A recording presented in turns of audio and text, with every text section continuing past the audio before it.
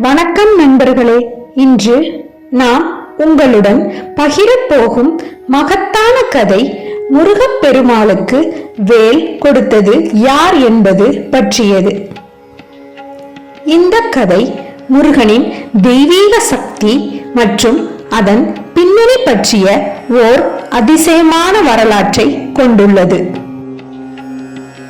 கதை ஆரம்பமாகும் போது பார்வதி அம்மனின் தியாகம் மற்றும் அன்பின் பெருமையை நமக்கு கூறுகிறது. திரிபுர அசுரர்கள் ஆகிய அசுரர்களின் கொடுமையால் தேவர்கள் அனைவரும் அஞ்சி தங்களின் பாதுகாவலராக முருகனை பார்க்க முயன்றனர். அந்த நெருக்கடியான தருணத்தில் பார்வதி தேவிக்கு ஒரு தீர்மானம் வந்தது. அசுரர்களை வென்று உலகில் அமைதி கொண்டு வருமாறு முருகனுக்கு ஒரு சக்தி வாய்ந்த ஆயுதத்தை அளிக்க வேண்டும் என்று அவர் முடிவு செய்தார். அந்த ஆயுதமே வேல்.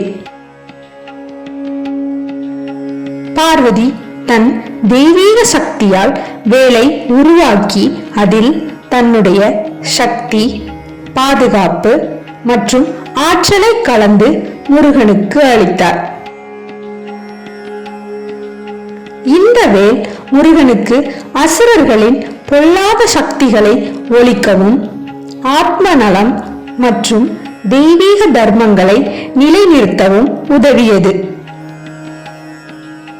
வேல் என்பது வெறும் ஆயுதமாக அல்ல, பரிபூரண தாயின் அன்பின் அடையாளமாகவும் அதிர்ஷ்டம் மற்றும் வெற்றியின் சின்னமாகவும் திகழ்கிறது.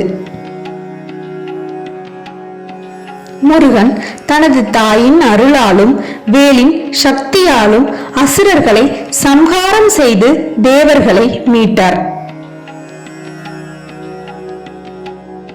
இதனால்தான் வேல் இன்று பக்தர்களுக்கு ஒரு மகத்தான பாவனையாக கருதப்படுகிறது.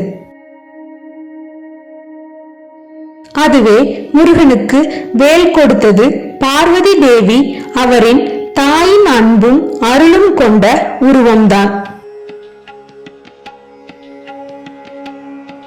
முருகனின் வெற்றியும் பக்தர்களுக்கு அவருடைய அருளும் வேலின் மூலம் நாளுக்கு நாள் மகிமையுடன் வாழ்த்துகிறது.